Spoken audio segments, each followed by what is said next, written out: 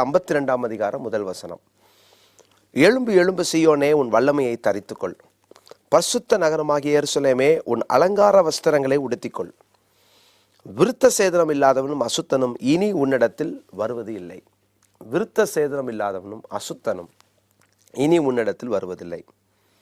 அப்போ உன்னிடத்தில் வருவதில்லை அப்படின்ற அந்த வார்த்தையை வைத்துக்கொண்டு, அப்போ எருசலேமுக்குள்ளே விருத்த சேதனம் இல்லாதவங்களாம் இப்போ போகிறாங்களே, சுற்றி பார்க்கணுன்னு போகிறாங்க, புனித யாத்திரையாக போகிறாங்க. அப்போ இந்த வசனம் பொய்யாயிடுச்சு. தீர்க்க தரிசனம் நிறைவேறாத தீர்க்க தரிசனம்ன்ற ஒரு போர்வையில் இதையும் கொண்டு வராங்க. ஆக்சுவலாக என்ன அப்படின்னா, பொதுவாக இந்த கேள்விகளை எழுப்புறவங்களுக்கு வேதாகமம் ஒரு விஷயத்த சொல்லுது அப்படின்னா, அந்த வார்த்தைக்கு நேரடியாக ஒரு அர்த்தம் தான் இருக்குது அப்படிங்கிற மாதிரி அவங்க நினச்சிக்கிறாங்க. இப்போ உதாரணத்துக்கு அவன் காது கேட்காத மாதிரி செவிடனாகவே இருக்கிறான் அப்படின்னு நம்ம சொல்லும்போது, உண்மையாலுமே அவனுக்கு காது கேட்காத செவிடன் கிடையாது. இப்போ நம்ம பேசுகிற விஷயங்களை அவனுக்கு கேட்க மனசில்லாதனால கேட்காத மாதிரி இருக்கிறது, நடிக்கிறது. அது மாதிரி இப்போ ஒருத்தனுக்கு அவன் உள்ளத்தில் குருடாக இருக்கான் அப்படின்னு நம்ம சொல்கிறோம் அப்படின்னா, உள்ளத்துக்கு கண்ணு கிடையாது இல்லைங்களா? கண்ணு கிடையாது அப்படின்னும் போது உள்ளத்துக்கு எப்படி குருடு வரும் அப்படின்னு ஒரு கேள்வி கேட்டோம்னா முழிக்க வேண்டியதான் கண்டிப்பாக. ஏன்னா உள்ளத்தில் கண்ணு இருக்கா, அந்த இதெல்லாம் இருக்கா அப்படின்னா கேட்டால் உள்ளத்துக்கு கண்ணு கிடையாது, நம்ம இதெல்லாம் தெரிஞ்ச விஷயம்தான். அப்போது இதெல்லாம் பேச்சு வழக்கு நடைமுறைகள். அது கல் மனசு அப்படிங்கிறோம். மனசு எங்கே கல் மாதிரி இருக்குமா, கொஞ்சம் ஏதாவது இது பண்ண முடியுமா, அதை இமேஜினேஷன் பண்ணி பார்க்க முடியுமா அப்படிங்கிறத கொஞ்சம் சிந்திச்சு பார்க்கணும். அப்போது இது உலக நடைமுறையிலேயே ஒவ்வொன்றுக்கும் பார்த்தீங்கன்னா, நம்ம அவர் சிங்கத்தை போல கர்ஜித்தார் அப்படிங்கிறோம். அவர் சிங்கம் மாதிரி கர்ஜித்தாரியா அந்த அரசியல்வாதி அப்படின்னா அப்போ என்ன அர்த்தம்? ஒருநாரா போய் மைக்க பிடிச்சிட்டு இல்லை, அவருடைய பேச்சு ஒரு ஆளுமையோடு கூட இருந்துச்சு அப்படின்னா சிங்கம் போல அவர் கர்ஜனை செஞ்சாரு அப்படின்னு நம்ம சொல்கிறோம். அப்போ இதெல்லாம் ஒரு அலங்காரமான ஒரு வார்த்தைகள். அப்போ ஒரு விஷயம் ஒரு ஒரு ஒரு ஒரு வார்த்தைக்கு ஒரு அர்த்தம் இருக்கும், நேரடியான அர்த்தம் இருக்கும். ஆனால் அதையும் தாண்டி அதற்கு சில மறைமுகமான அர்த்தங்களும் கொடுக்கப்படுது. அது மாதிரி ஆன்மீக அர்த்தங்களும் நிறைய உண்டு என்பது நிறைய இருக்கு. இப்போ நம்ம விக்கிரக ஆராதனை அப்படின்றத பைபிள் பார்த்தீங்கன்னா கடவுளுக்கு விரோதமான, கடவுளை விட்டு செய்யப்படுகிற செயல்களுக்கு வேசித்தனம்னு சொல்லுது. கடவுள் அல்லாதவைகளை நாங்கள் வணங்கும் போது அது வேசித்தனம் அப்படின்னு. ஆனால் வேசித்தனம்னு நேரடியாக அர்த்தம் வேற இருக்கு. அப்போ இந்த மாதிரி நிறைய காரியங்கள், ஒரு விஷயம் நான் சொல்ல வரல, இது மாதிரி நிறைய காரியங்கள் வேதம் சொல்லுகிறபடி நம்ம பார்க்கும்போது அந்த ஒரு வார்த்தைக்கு நேரடி அர்த்தமும் கொடுக்க முடியும். அதற்கான ஆவிக்குரிய ஆன்மீக அர்த்தங்கள், அலங்காரமான அர்த்தங்கள் இப்படி நிறைய இருக்கு. இல்லை, வழக்கமாகவே நம்ம பேச்சு நடையில இது மாதிரி நிறைய யூஸ் பண்ணுறது இருக்கு, நிறைய யூஸ் பண்ணுவோம். அப்போ இந்த கேள்வி கேட்குறவங்க என்ன கேட்குறாங்க அப்படின்னா, இன்னைக்கு எருசலேமை நீங்கள் கிறிஸ்தவர்கள் நீங்கள் கூட போகிறீங்க, நீங்களே யாரும் விருத்த சேதனம் பண்ண கிடையாது. இப்போ கவர்மெண்டே உங்களுக்கு போகிறதுக்காக மானியமெல்லாம் கொடுக்குறாங்க. அப்போ அப்படி இருக்கும்போது இன்னைக்கு நீங்கள் போயிட்டு வர்றீங்களே, அப்போ விருத்த சேதனம் இல்லாமலாம் போகிறீங்களே, அப்போ பைபிளில் இப்படி நீங்கள் யாரும் இனிமேல் எருசலேமுக்கு வரமாட்டாங்க விருத்த சேதனம் பண்ணாதுன்னு சொல்லியிருக்குது, அது ஏன் அப்போ நிறைவேறலையா அப்படிங்கிற மாதிரி கேள்வி எழுப்புறாங்க. முதல்ல இந்த வேத வசனம் எப்போ நிறைவேறும்னு நாங்கள் எழுதலை. முதல் விஷயம் நம்ம சொல்ல விரும்புகிறோம். நேரடியாக பார்க்கணுன்னா முதல்ல இந்த பரிசுத்த நகரமாக எருசலேம் பரிசுத்தப்பட வேண்டும். அப்படிப்பட்ட ஒரு பரிசுத்த நகரத்துக்குள்ளே தான் இந்த மாதிரி யாரும் வரமாட்டாங்கன்னு சொல்லுது. இன்னைக்கு அது பரிசுத்த நகரமா அப்படின்னு ஒரு கேள்வி நமக்குள்ள எழுப்ப வேண்டும். ஏன்னா இஸ்ரவேல் தேசம் என்பதும் அல்லது எருசலேம் என்பதும் பரிசுத்த நகரமாக இன்றைக்கு இருக்கிறதா அப்படின்னு நம்ம ஒரு கேள்வி கேட்டு பார்த்தா, இன்னைக்கு நம்மவர்களே நிறைய பேர் என்னன்னா, நாங்கள் புனித யாத்திரை போகிறோம், அங்கே போனால் ஆசீர்வாதம் கிடைக்கும், அந்த தேசத்தில் நாங்கள் கால் மிதிச்சுட்டு ஆசீர்வாதம் கிடைக்கும், அங்கேருந்து தண்ணி கொண்டு வச்சுக்கிட்டா ஆசீர்வாதம் கிடைக்கும், அங்கேருந்து மண்ணு கொண்டு வச்சுக்கிட்டா ஆசீர்வாதம் கிடைக்கும், இப்படிப்பட்ட பல தவறான நம்பிக்கைகளுக்குள்ள இருக்கிறாங்க. அது ஒரு விக்கிரக ஆராதனை தான், உண்மை. அதாவது என்னன்னா, நம்ம என்ன சொல்ல வரோம் அப்படின்னா, ஒருவேளை இன்னைக்கு இஸ்ரேல் தேசத்துக்கு போறதோ அல்லது அங்கே போய் நம்முடைய வரலாற்று சம்பவங்கள் வேதாகம வரலாற்றோடு கூட ஒன்றிணைந்த இடங்களை பார்க்கறதோ, அங்கே போய் அந்த இடங்களை பார்க்கறதுனால ஏற்படுகிற அந்த உணர்வு பூர்வமான அனுபவங்களும் நம்ம இல்லைன்னு சொல்லலை, அது தவறுன்னு சொல்லலை. கண்டிப்பா. ஏன்னா அது உண்மை. ஏன்னா பரிசுத்த வேதாகமத்துல நம்ம இத்தனை காலம் வாசித்து கொண்டிருந்த அந்த இடங்கள், அந்த பெயர்கள், அந்த சம்பவங்கள் நம்முடைய மனதில் எப்பவுமே ஓடிக்கொண்டிருக்கிற ஒரு நேரடியா பாக்குறது. அப்படிப்பட்ட ஒரு இடத்துல போய் நம்ம நிற்கும் போது நமக்குள்ள ஒரு கொப்பளிக்கப்பட்ட சந்தோஷம், ஒரு உணர்ச்சி பொங்கு மிக்கதான அந்த உணர்வுகள் எல்லாமே இருக்கும். இப்போ இது ஏதோ எருசலேமுக்கு போறதுனால மட்டும் கிடைக்கிறது கிடையாது. இப்போ உதாரணத்துக்கு நம்ம ரொம்ப நாள் நம்முடைய சொந்த ஊருக்கு போகலை, சொந்த ஊர்ல போய் நம்ம சொந்தக்காரர்களை பார்க்கல, ஆனா திடீர்னு ஒரு நாள் அந்த வாய்ப்பு கிடைச்சு நம்ம சொந்த ஊருக்கு போகும்போது அன்றைக்கு வந்து நம்முடைய இருதயத்துல அப்படிப்பட்ட எண்ணங்களும் அப்படிப்பட்ட சந்தோஷம் ஏற்படுது. இப்ப நம்ம நாடு வேற நாட்டோட ஒரு யுத்தம் பண்ணுது, அந்த யுத்தத்துல நம்ம நாடு ஜெயிச்சிருச்சுன்னு நம்ம கேள்விப்படுது, நமக்குள்ள ஒரு உணர்வுகள் ஏற்படுது. இதெல்லாம் வந்து இயற்கையாக மனிதனுக்குள்ளாக ஏற்படுகிற ஒரு மாற்றங்கள். இப்ப ஒண்ணும் இல்ல, நம்மளே வந்து இந்த மார்ச் பாஸ்ட் சுதந்திர தின விழாக்கள்லாம் வந்து மார்ச் பாஸ்ட் நடக்கும்போது நம்ம அந்த இடத்துல நின்று அந்த இது முடிச்சு அந்த தேசிய கீதம் பாடப்படும் போது பாத்தீங்கன்னா ஒரு உணர்வு நமக்குள்ளேயே வந்து ஒரு தேசப்பற்றுங்கிற அந்த உணர்வு, அந்த மாதிரி எல்லாம் ஒரு வித்தியாசமான சரீர பிரகாரமாக சில உணர்வுகளை அனுபவிக்கிறோம்.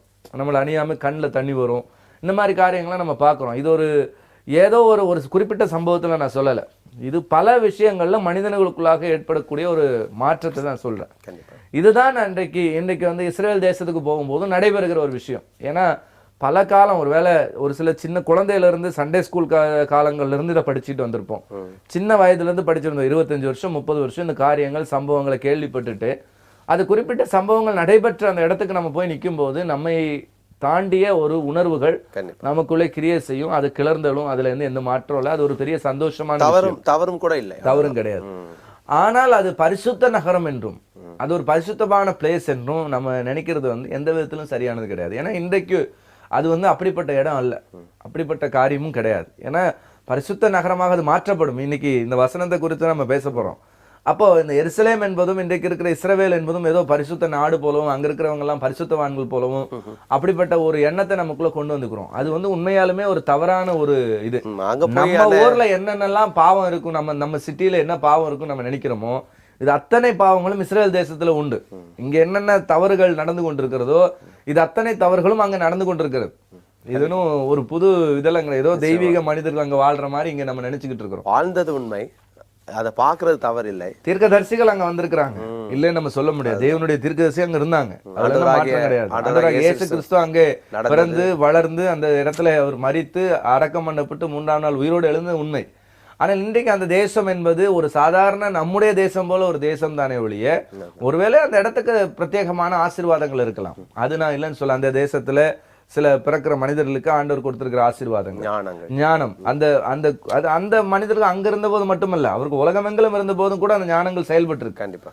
அப்போ அந்த இடத்துல போகும்போது சில ஒருவேளை விவசாயத்துல அந்த இடத்துல வந்து அவர்கள் பல விஞ்ஞானபூர்வமான காரியங்களை கண்டுபிடித்திருக்கார்கள். இதெல்லாம் வந்து ரொம்ப சந்தோஷமான விஷயம். இதெல்லாம் நான் வந்து மறுக்குவதற்கோ இல்லை என்று சொல்வதற்கோ இல்லை. ஆனால் புனிதம் கற்பிப்பதற்கு எதுவுமே அங்க இல்லை என்பதை நான் சொல்லக்கூடாது. அங்க போயிட்டு நம்ம அங்க இருக்கிற எதையோ ஒண்ணு முத்தம் கொடுக்கறதுனால அதான் அது எல்லாமே வந்து நம்பிக்கை ஆயிடும், தவறான ஒரு நம்பிக்கைக்குள்ள நம்மளை நடத்திடும். எந்த உலக பிரகாரமான காரியங்கள்ல போய் நம்ம வந்து அதை அடையாளமாக்கி கொண்டாலோ இல்ல அங்க போய்க்கிறதுனால நம்ம பரிசுத்தப்படுவோம். நிறைய பேர் இங்க ஞானஸ்தானம் எடுத்துட்டு அங்கேயும் போய் ஞானஸ்தானம் எடுக்கிறது பார்த்தோம். 2 ஞானஸ்தானம் 3 ஞானஸ்தானம் நடந்துகிட்டு இருக்கு. இதெல்லாம் எவ்வளவு தவறான உபதேசம். வேத வசனத்தின் அடிப்படையில நம்ம வந்து அங்க போய் ஞானஸ்தானம் எடுக்கணும்னு பைபிள் சொல்லவே கிடையாது. அப்ப அங்க போய் குளிச்சுட்டு வாங்க, தப்பு கிடையாது. ஆனா அதுக்காக அங்க குளிச்சா சுத்தமாயிரும்னு சொல்ல முடியாது. மறுபடியும் வந்து நல்ல தண்ணியில குளிச்சாதான். கண்டிப்பா. அதனால எருசலேம் என்பது அது வந்து இன்னைக்கு நம்ம வந்து எருசலேமை பொறுத்த வரைக்கும் நாம வந்து அங்க போறதோ அந்த இடத்த சுற்றி பார்க்கறதோ அதனால நமக்கு ஏற்படுகிற அந்த விளைவுகளோ அந்த உணர்வுபூர்வமான அனுபவங்களோ தவறு கிடையாது. ஆனா அது பரிசுத்தமாக, அது பரிசுத்தம் என்றோ அங்க போனாதான் நமக்கு ஆசீர்வாதம், அங்க போய் செய்யறதுல நமக்கு ஆசீர்வாதம் கிடைக்கும், அங்க போய் பண்ற ஜபம் தான் அதுதான் வந்து சரியா கேட்கப்படும் அப்படிங்கிறது எல்லாமே வந்து ஒரு தவறான ஒரு உபதேசத்துக்கு தான் நம்மளை கொண்டு போய் டைரக்டா இந்த வார்த்தையை நான் பயன்படுத்த விரும்புறேன். மூட நம்பிக்கை நிச்சயமா வேதத்துக்கு விரோதமா இருக்கக்கூடிய எதா இருந்தாலும் அது அங்க போய் ஜெபிக்கிறது தவறு கிடையாது. ஆனா கண்டிப்பா ஜெபிக்கலாம். ஆசீர்வாதம்ன்றது வந்து அதுதான் அங்க ஜெபிச்சா ஸ்பெஷல் ஆசீர்வாதம். அது வந்து ஐடல் வர்ஷிப்போட சேர்ந்து. நிச்சயமா அது வந்து ஒரு காலத்துல எருசலேம் தேவாலயம் இருந்த பொழுது ஆண்டவர் யூதர்களுக்கு மூலமாக கொடுக்கப்பட்ட காரியம். ஏன்னா அந்த இடத்த ஸ்தலத்தை பார்த்து ஜெபிக்கும் போது அங்க கிடைக்கும் ஆசீர்வாதம். இன்னைக்கு வந்து அங்க எருசலேம் தேவாலயமே கிடையாது. நிறைய வீடுகள்ல வந்து எருசலேம் தேவாலயம் நினைச்சு தப்பான கோயிலோட படத்தை தான் வச்சுக்கிட்டு இருக்காங்க. எருசலேம் தேவாலயமே கிடையாது. ஆனா வீட்டுல கொண்டு வந்து அந்த படத்தை மாட்டி வச்சிருக்காங்க. அது அந்நிய தேவனுடைய கோயில். கண்டிப்பா. அப்படி இருக்கும் இன்னைக்கு எருசலேம் தேவாலயம்னு வைக்கப்பட்டிருக்க இடம் அந்நிய தேவனுடைய கோயில். கண்டிப்பா. அப்படி இருக்கும்போது அதை வந்து எப்படி இன்னைக்கு வந்து நம்ம வந்து வீடுகள்ல வந்து மாட்டி வச்சுக்கிட்டு இது எருசலேம் தேவாலயம்னு சொல்லி அதை புனிதப்படுத்தி கொண்டிருக்கிறோம் அப்படிங்கிறது எனக்கு தெரியல. அதனால நம்ம தேவனுடைய அது தேவாலயம் அது கிடையாது இன்னைக்கு. அது முதல்ல நம்ம மக்கள் முதல்ல புரிந்து கொள்ளணும். நிறைய பேருக்குடைய தவறான எண்ணம் என்னன்னா அது எருசலேம் தேவாலயம் அப்படின்னு நினைச்சுக்கிட்டு இருக்காங்க. அது எருசலேம் தேவாலயம் இருந்த இடம், அவ்வளவுதான். அது இன்றைக்கு வேற மத கோயில்கள் அங்க இருந்து கொண்டிருக்கிறது. அதனால அதை வந்து நம்ம வந்து எடுத்துக்கொள்ள வேண்டிய அவசியம் கிடையாது. முதல்ல அதை புரிந்து கொள்ளணும். அப்ப இது எருசலேம் என்பதோ அல்லது இஸ்ரவேல் என்பது ஒரு புனிதமான நாடுனோ அங்க ஒரு புனித தன்மை இருக்குதுன்னு நம்ம நினைக்க கூடாது. எருசலேம் சமாதானத்துக்காக வேண்டிக் கொள்ளுங்கள் ஆண்டவர் சொல்லியிருக்காரு. அங்க சமாதானம் வரணும், அங்க அமைதி வரணும் அப்படிங்கிற ஜெபிக்கிறது தவறு கிடையாது. ஆனால் அதே நேரத்துல அங்க புனிதம் இருக்கு, அங்க ஆசீர்வாதம் இருக்கு அப்படிங்கிற எண்ணத்துல அந்த இடத்துக்கு போய் இடத்துக்கு மேன்மை கொடுக்கிறது வேதத்துக்கு விரோதமான ஒரு காரியம் என்பதை நம்ம அறிந்து கொள்ளணும். நான் அப்ப அடுத்தது இந்த வசனத்துக்கு நேரா நம்ம வருவோம். ஏசாயா தீர்க்கதரிசி என்ன சொல்லுகிறார் இந்த இடத்துல? எருசலேம் ஆகிய பரிசுத்த நகரத்தை பற்றி பேசுகிறார். இது இன்றைக்கு நடக்கக்கூடிய சம்பவம் அல்ல. இது காலகட்டங்களை அங்க தேவன் அங்க சொல்லல. நம்முடைய விசுவாசத்தின்படி இது என்னன்னா, இயேசு கிறிஸ்து இந்த பூமியில வரும் பொழுது, இந்த பூமியை அரசாட்சி செய்யும் பொழுது எருசலேம் ஒரு பரிசுத்த நகரமாக மாறும் அப்படிங்கிறத நம்ம நம்பிக்கொண்டிருக்கிறோம். அந்த பரிசுத்த நகரத்துல விருத்த சேதனம் இல்லாதவர்களும் அசுத்தர்களும் அதுல போக மாட்டாங்க. அப்படின்னா பரிசுத்த வேதாகமத்துல வாசிக்கும் போது கூட இந்த விருத்த சேதனத்தை பத்தி சொல்லும் பொழுது அங்க ஏதோ ஒரு நுனித்தோல் விருத்த சேதனத்தை பற்றி மட்டுமே சொல்லப்படவில்லை. அங்க வித்தியாசமான வார்த்தைகள் உபயோகப்படுத்தப்பட்டிருக்கு. குறிப்பாக எரேமியா தீர்க்கதரிசி புஸ்தகத்தை நம்ம வாசிக்கும் போது 6ஆம் அதிகாரத்தினுடைய 10ஆம் வசனத்தை நம்ம வாசிக்கலாம். அவர்கள் கேட்கும்படி நான் யாரோட பேசி எச்சரிப்பேன், அவர்களுடைய செவி விருத்த சேதனம் இல்லாதது, அவர்கள் கேட்க மாட்டார்கள். பாத்தீங்கன்னா இந்த இடத்துல செவி விருத்த சேதனம், செவியுடைய நுனித்தோல் விருத்த சேதனம் பண்ணப்படவில்லை. செவிக்கு விருத்த சேதனம் கிடையாது.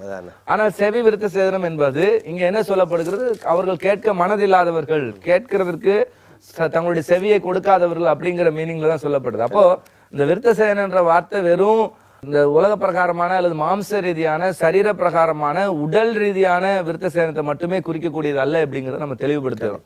அப்ப இந்த இடத்துல சொல்லப்படுகிற விருத்த சேதனமானது அது எருசலேமுக்குள்ளே, பரிசுத்த நகரமாக எருசலேமுக்குள்ளே போகும் பொழுது அவர்கள் தேவனுடைய வார்த்தையை கேட்கிறவர்களாகவும் தேவனுடைய வார்த்தையை கேட்டு அதன்படி நடக்கிறவர்களாகவும் அதன்படி தங்களுடைய வாழ்க்கையிலே அவர்கள் பரிசுத்தமாக வாழ்கிறவர்களாகவும் இருக்கிறவர்கள் தான் அவர்கள் எருசலேமுக்குள்ளே போவார்கள் என்று சொல்லி அங்கே வசனம் சொல்லுகிறது. அதுக்கான அர்த்தம் அதுதான்.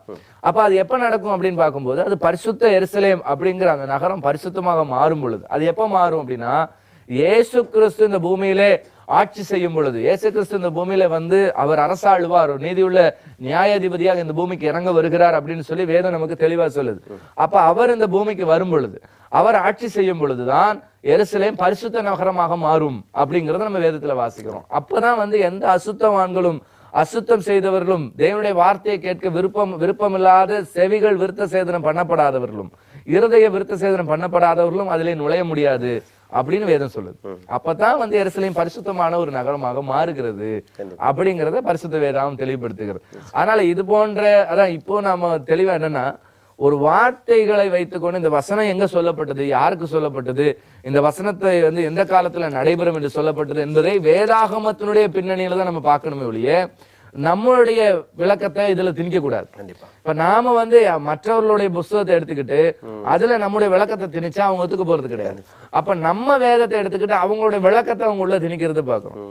அப்ப இதுவே முதல்ல தப்பு. ஏன்னா பைபிள் சொல்லுகிற தீர்க்க தரிசன மொழி நடை என்ன, அது என்ன சொல்லுகிறது, அது என்ன சொல்ல வருகிறது என்பதை நம்ம அறிந்து கொள்ளாதபடிக்கு இதை விமர்சனம் பண்ணுகிறது என்பது ஒரு அரைகுறை அறிவுள்ளவர்கள் செய்கிற ஒரு வேலை அப்படிங்கிற நம்ம தெளிவாக அறிந்து கொள்கிறோம். அதனால நம்மவர்கள் அது செய்தாலும் அது தவறுதான்.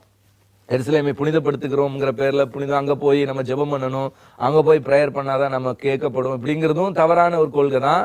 இது போல இன்னைக்கு நீங்க விருத்த சேதனம் இல்லாதவங்க எல்லாம் போறீங்களே, இந்த வசனம் தப்பாயிருச்சு அப்படின்னு சொல்றதும் தப்புதான். இந்த ரெண்டு காரியங்களும் இங்கே ஒரு தவறான ஒரு செயலாகத்தான் இருக்கிறது என்பது நம்ம தெரிஞ்சுக்கிறோம். கண்டிப்பா தேவன் விக்கிரக ஆராதனைக்கு அவர் கண்டிப்பாக எதிரியா இருக்கிறார். நிச்சயமா விக்கிரக ஆராதனைக்காரரை குறித்து வேதம் சொல்லும் போது இது வேசித்தனத்துக்கு ஒப்பாக வேதம் சொல்லுது. அதனால நம்ம வந்து யாரா இருந்தாலும் தேவனுக்கு இணையாக எதையும் வைத்து நம்ம வணங்கக்கூடாது. அவ்வளவுதான். அது எந்த ஒரு காரியமா, ஒரு இடமா இருக்கலாம், ஒரு பொருளா இருக்கலாம், இல்ல ஒரு எதையாவது நம்ம புனிதப்படுத்துகிறதா இருக்கலாம், கர்த்தருக்கு இணையான ஒரு தவறான கொள்கையெல்லாம் ஏற்றுக்கொள்ளக்கூடாது. அதுதான் வந்து இங்க ரொம்ப முக்கியமானது. ஏன்னா கர்த்தர் தான் நமக்கு எல்லாவற்றுக்கும் மேல, அவர் இல்லாம வேற ஒண்ணுமே கிடையாது. அவரு சொல்லாத ஒரு விஷயத்த நம்ம செஞ்சுக்கிட்டு நான் வந்து புனிதப்படுத்திக்கிறேன், நான் வந்து அங்க போய் ஜெபம் பண்ணிக்கிறேன், அங்க போய் ஞானஸ்நானம் எடுத்துக்க, இது வேதம் சொல்லக்கூடாது. தவறான உபதேசங்கள், சொல்லாத தவறான உபதேசம்.